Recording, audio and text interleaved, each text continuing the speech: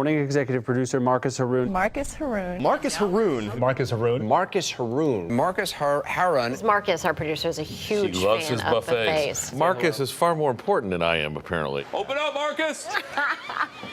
The next president of the United States, Donald Trump. The governor's race still too close to call. Let's break it down and look at this map to see just how Donald Trump claimed his victory. Our reporters and photographers are out there gathering the latest details. Today is the day our country will get a new president. Mrs. Hayes goes to Washington. Live at the Coast Guard Academy in New London, where we are waiting for President Trump to arrive. Probably right now, I'd say we're around 70 or 80 miles per hour. We're in the eye wall now.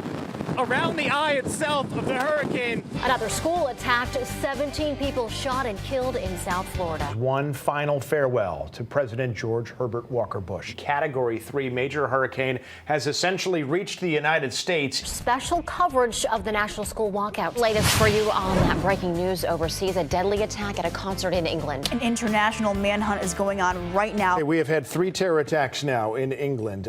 It is not us, but I suppose it could have been us. Live now, look from Sky 61. You get a good perspective of the scope of this fire. Right outside our hotel, because that's about as far as we could get this morning. Well, today, Governor Daniel Malloy is hoping to be elected for a second term in office. Our Hartford police are saying that they're looking for a prisoner that escaped state police custody.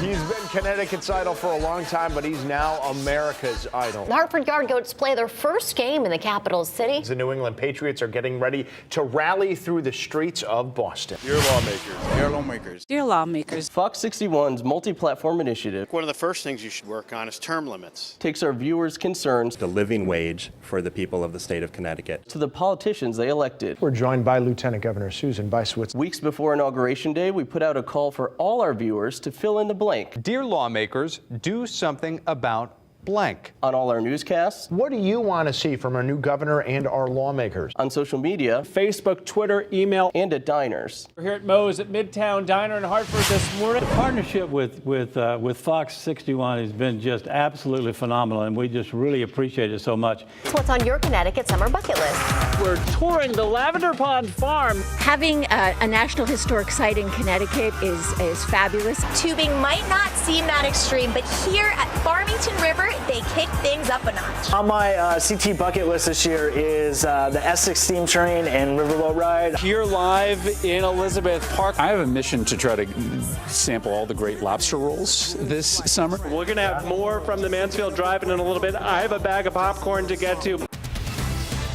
From the Fox 61 studios, this is a special report.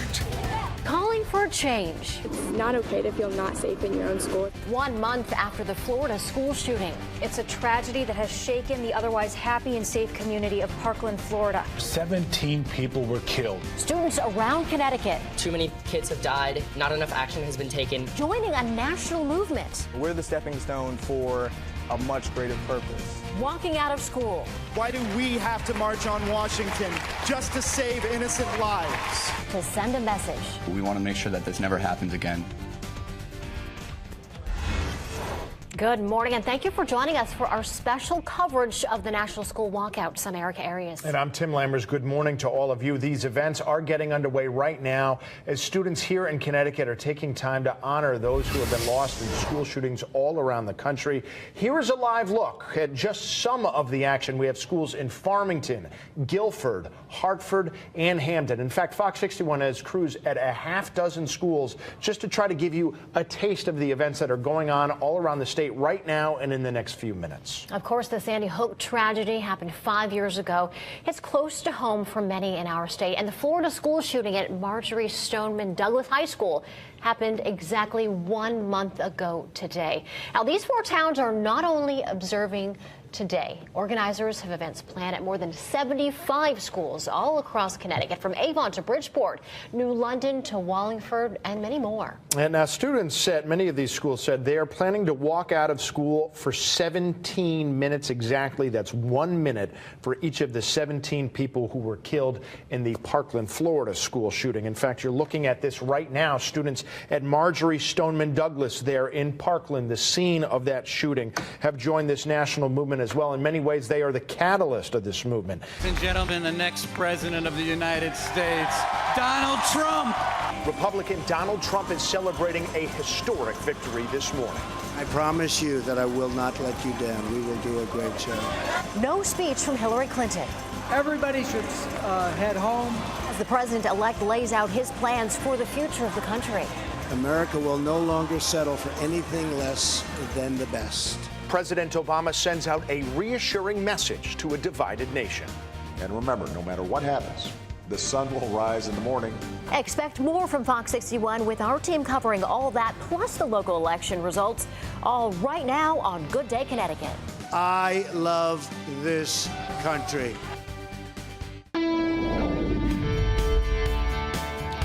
Thank you for joining us for an important day in United States history. I'm Tim Lammers. And I'm Erica Arias. Once again, we are talking about this historic win. What a big day for our nation. Yeah, Donald Trump has beaten Hillary Clinton. Interestingly enough, he's got a pretty good margin in the Electoral College. As of this moment, though, the national vote, Hillary Clinton's slightly ahead. We are going to be checking in with Emily Schmidt. She is starting off our live team coverage for us from New York right now. Emily, good morning. From the Fox 61 studios, this is a special report.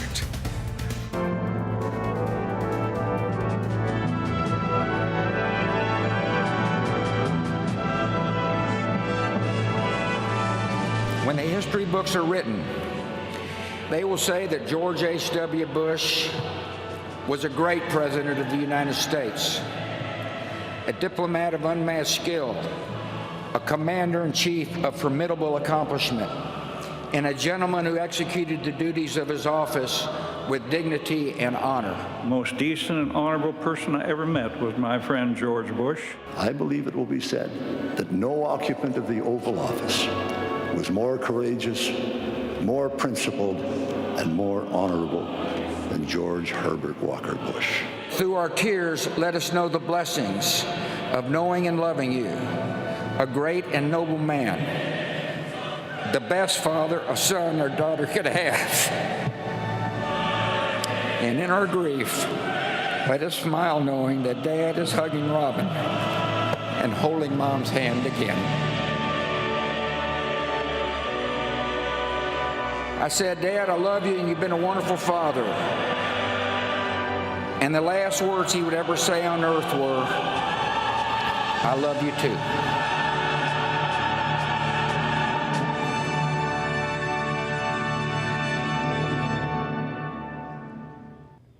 And thank you for joining us here at Fox 61 as we and our nation as a whole says one final farewell to President George Herbert Walker Bush.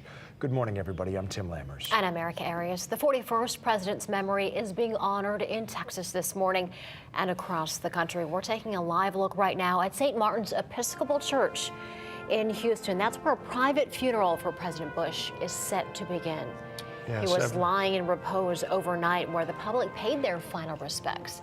Now, this is also the same church where services were held for George H.W. Bush's wife, Barbara, earlier this year. Yesterday, our 41st president's life and accomplishments were celebrated at Washington National Cathedral for the official state funeral, where world leaders and fellow presidents joined to say goodbye.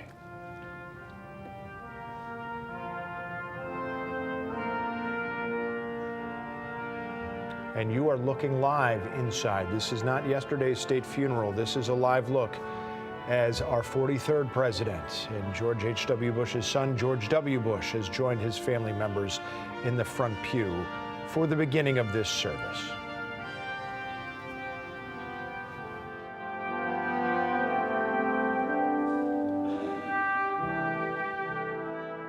I am begging you at this point to understand the seriousness of the storm. There are no excuses. You need to leave. Breaking news. Evacuate, evacuate, evacuate. Government officials pleading. It is the highest warning we can give to people. Trying to get everyone out of Hurricane Matthew's path. This is not a drill. This is the real thing. The destructive storm slamming the east coast of Florida this morning. Officials warning those who think they can stay put. That could be a deadly decision you're making. This deadly storm is the biggest threat in decades. Do not surf. Do not go on the beach.